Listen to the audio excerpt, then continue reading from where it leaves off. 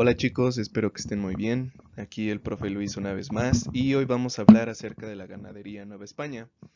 En la clase anterior, ustedes analizaron cuáles eran las características centrales de la agricultura en Nueva España y nos dimos cuenta que era una actividad esencial para el crecimiento económico novohispano.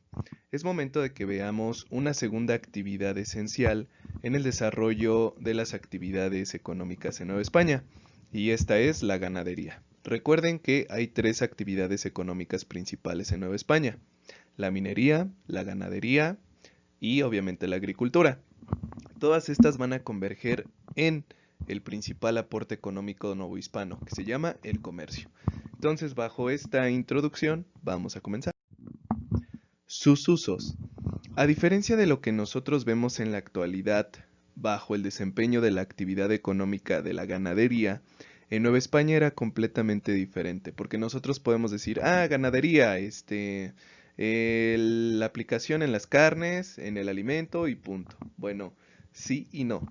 La ganadería para la cultura hispana, descendiente de la interacción entre la cultura musulmana y la cultura de los godos y visigodos que llegaron a la península ibérica, los iberos, por eso se les dice iberos, es muy diferente, porque la ganadería juega un papel esencial en la construcción y conformación social, ya que no solo se utiliza como un medio alimenticio, sino que también se utiliza para la vestimenta, para el uso y aplicación de herramientas, para el transporte, la compañía y la diversión.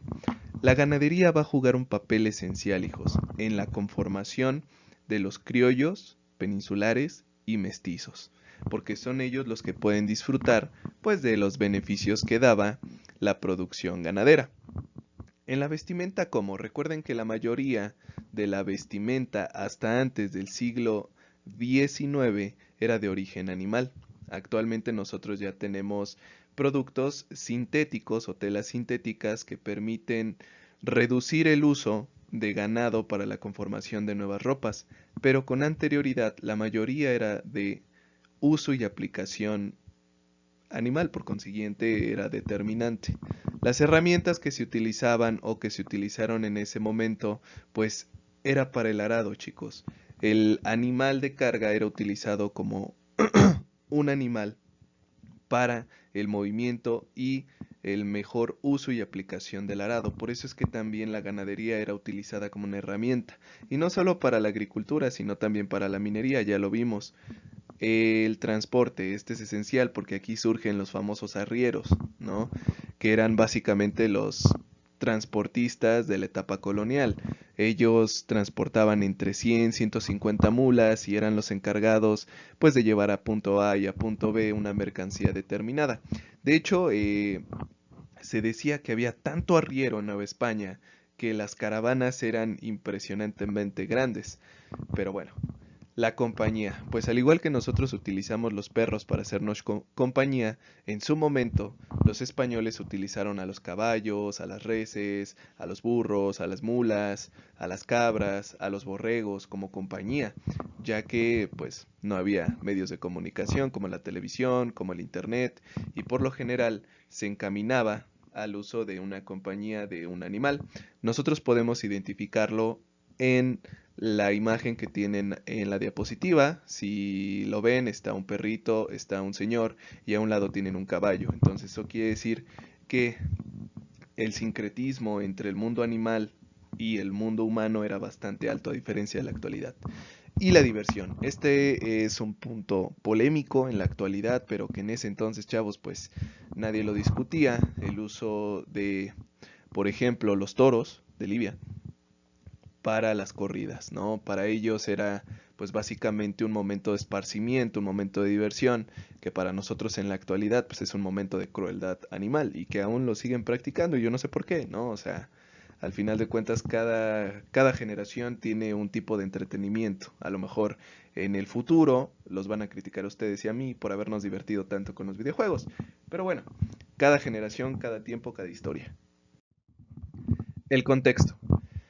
La geografía novohispana fue esencial, hijos, para la rápida adaptación del ganado, venido de dos grandes recursos geográficos. Por una parte vamos a tener España y por otra parte vamos a tener Gran Bretaña. Se van a decir, ¿España y Gran Bretaña, profe? Sí. España porque trajo consigo las vacas y los toros, y Gran Bretaña porque trajo consigo los borregos y las cabras. Entonces, pues básicamente convergen en el mundo nuevo hispano. Ahora, para la segunda mitad del siglo XVII ya había 1.300.000 cabezas de ganado, es decir, de vaca, y 8 millones de borregos y cabras, es decir, era mucho más que la población indígena para ese entonces, que se calculaba entre 1.000.000 y 1.500.000 de indígenas, imagínense, había más ganado que indígenas. Ahora, los indígenas, si bien ya conocían la ganadería en el mundo prehispánico, pero no como tal, hijos, aquí pónganme mucha atención. La ganadería prehispánica no se puede determinar como ganadería, se puede determinar como crianza. ¿Qué criaban los indígenas? Los guajolotes y los perros, nada más. Pero no practicaban la ganadería como tal, practicaban la crianza de guajolotes y perros. Pero con la llegada de estos nuevos animales en el siglo XVI y XVII, la ganadería va a empezar a impregnarse en el mundo indígena. Pero desafortunadamente, como no tienen la misma capacidad monetaria, ni la misma capacidad de producción, ni la misma capacidad de tenencia de la tierra, pues los indígenas se van a centrar en un único producto, la gallina. Ahora, ¿dónde se ubican los espacios ganaderos en Nueva España? Bueno, pues se van a ubicar en las grandes planicies. Recuerden que la planicie es básicamente un estado geográfico en donde nosotros, o una región geográfica en donde crece el suelo de pastizal. Este pastizal es fundamental para el alimento del ganado. ¿Dónde se encuentran las grandes planicies en nuestro país y que antes era Nueva España? Pues en el centro y en el norte. Específicamente nosotros podemos determinarlo en el Valle de México, en el Valle de Puebla y, por ejemplo, en el norte, en los estados de Chihuahua y en los estados de Tamaulipas. ¿Cuáles eran sus características de la ganadería novohispana? Bueno, primero hablemos de cómo se dividía el ganado. El ganado se dividía en dos. En el mayor, que lo componían las vacas, los toros, los caballos y las mulas, y en el menor, que lo componían los cerdos, las gallinas, las cabras y los borregos. Así es como se dividía el ganado. Ahora, cada ganadero tenía su propia marca, así como nosotros utilizamos marcas pues de jeans, de playeras. Ellos marcaban su ganado. ¿Cómo lo hacían? Pues obviamente calentaban un hierro, ¿no? Ese hierro tenía la figura o la inicial del apellido del ganadero y ¡pum! Lo marcaban. ¿Para qué lo marcaban, chicos? Primero, porque la competencia ganadera era bastante fuerte. Entonces necesitaban marcar el tipo de carne, la calidad de carne que se estaba vendiendo. Pero lo más importante es que se marcaba, por ejemplo, cuando el ganado se perdía, ¿no? O cuando se lo robaban, que era muy usual que se robaran el ganado. Así ellos lo podían encontrar. Ahora, el uso de los caballos. Híjole, chavos, este dato está bien cruel.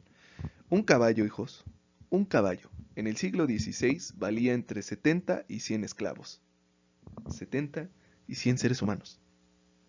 Ya para el siglo XVII su precio bajó a 15 esclavos. 15 seres humanos, hijos. Es decir, un caballo tenía mayor valor que un ser humano. ¿Por qué? Porque recuerden que el caballo era el medio de transporte usual para todas las personas en Nueva España, es decir, como un carro en la actualidad. Entonces, por eso el valor. Otro tipo de ganado, más bien, otra especie de ganado, que va a ser muy importante van a ser las mulas, porque estas se van a centrar en el transporte de las mercancías en Nueva España. Estas mulas, por lo general, chicos, eh, componían, la actividad central del arriero, ¿no? Lo que ya les había platicado, este personaje que se encarga de transportar de punto A a punto B una mercancía. Ahora, la finalidad central del uso de las mulas era sustituir a los famosos tamemes. ¿Se acuerdan de los tamemes? Bueno, pues eran los cargadores indígenas y los transportistas indígenas, pues las mulas los van a sustituir. Otro animal de carga que también se va a utilizar bastante es el burro, ¿no? y que es representativo básicamente en el cine mexicano como el animal de carga de los indígenas, de los mestizos. ¿Por qué? Porque tenía un valor mucho menor que el caballo, que la mula. Es decir, los burros eran exclusivamente para los indígenas, los mestizos, los afrodescendientes, los mulatos y las castas menores, y los caballos y los bueyes pues eran pues obviamente para los mestizos con una mejor capacidad monetaria, para los criollos y españoles. Ahora, aparte de utilizarse para transportar, ¿cómo se transportaban? Pues muy sencillo, en carros y en carretas. Su aplicación. Los animales de carga, como les dije, la ganadería en específico, no solo se tiene que ver como una base alimenticia, sino que también se veían como un motor en el siglo XVI, XVII y XVIII. ¿Por qué digo como un motor, chicos? Porque ayudaba a mover otras actividades económicas. Ejemplo, la agricultura. Los animales de carga se encargaban, los animales de carga, por ejemplo, la mula, por ejemplo, el burro, se encargaban de mover, eh, se encargaban de mover el arado para que éste pudiera surcar la tierra y producir en mayor medida. Otra actividad económica que nosotros vimos que también utilizó los animales de carga fue la minería, ¿no? Para extraer el agua cuando era temporada de lluvias. Pero también hay tres prácticas sociales y económicas que utilizaron los ganaderos para poder establecer su actividad económica. La primera fue el pregón. El pregón pues es básicamente un derecho al cobro del impuesto por ser ganadero, por vender básicamente la carne a una región, a un cabildo, a una ciudad o a un pueblo en específico. ¿Qué hacían los ganaderos? Pues iban básicamente a una subasta, ellos decían que podían dar la carne más baja que el contrario, el cabildo elegía a quién iba a ser el que iba a surtir de carne, por ejemplo, a la ciudad de Tlaxcala, y él era el único durante un año que podía surtir de carne. Otra práctica va a ser el rastro. El rastro, pues como ustedes lo conocen, es donde se sacrifican a los animalitos y pues este estaba en manos del cabildo, no en manos de los ganaderos. Y por último, la mesta. La mesta, como les dije, en Nueva España es una corporación. Recuerden que Nueva España es básicamente una sociedad corporativa. ¿Por qué? Porque van a tener sus corporaciones, es decir, sus famosos gremios, chicos. Los gremios de ganaderos, los gremios de mineros, los gremios de agricultores, los gremios de maestros, de zapateros, de tocineros, etcétera. Para los ganaderos, su nombre era la mesta. ¿Qué hacía la mesta o de qué se encargaba la mesta? Pues de establecer los derechos y las obligaciones de los ganaderos con respecto a la producción, venta y comercialización de su producto. La mesta llega en 1537 a la Ciudad de México y se va a desarrollar también diferentes mestas, por ejemplo en Puebla, Oaxaca, Michoacán y el norte del país. Espero que les haya gustado el video, chicos. No se van sin antes realizar su actividad. Quiero que ustedes me hagan un esquema en el que me desarrollen la ganadería y sus características en el mundo novohispano. Nos vemos, chicos, cuídense.